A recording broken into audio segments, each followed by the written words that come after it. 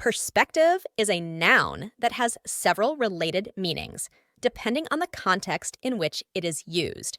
Here are the primary meanings. 1. Point of view. Perspective refers to a particular attitude or way of viewing something. It is an individual's outlook or opinion shaped by their experiences, beliefs, and context. Example. From her perspective, the project was a success despite the challenges. Artistic technique.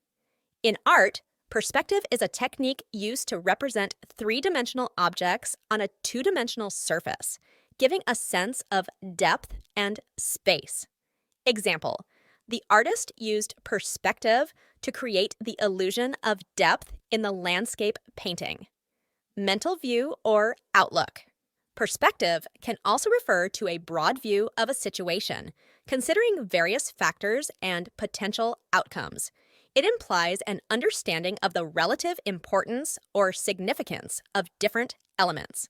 Example, gaining some perspective on the issue helped him see that it wasn't as serious as he initially thought.